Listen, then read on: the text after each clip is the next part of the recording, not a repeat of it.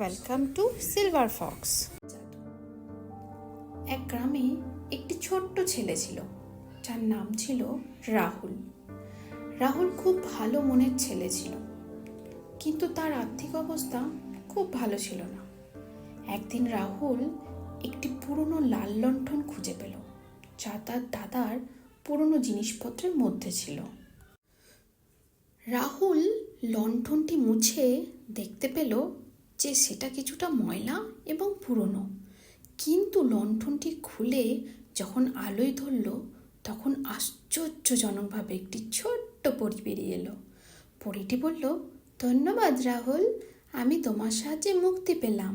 তুমি একটি বর চাইতে পারো। রাহুল ভাবতে লাগলো তার কি চাওয়া উচিত, সোনার ঘর, মূল্যবান পোশাক নাকি বড় গাড়ি। এইসব চিন্তা তার মধ্যে এলো না।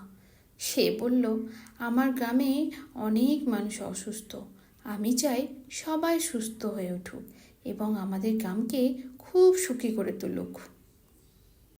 পরী হাসতে লাগলো এবং বলল, তোমার বর সত্যি করা হবে, কিন্তু মনে রেখো সত্যিকারের সুখ শুধু দান করলেই পাওয়া যায়। এই গল্পের মাধ্যমে আমাদের শেখার মতো একটি বড় শিক্ষা হলো, স্বার্থপরতা পরিহার করে অন্যের মঙ্গলে কাজ করা আসল সুখ এনে দেয়।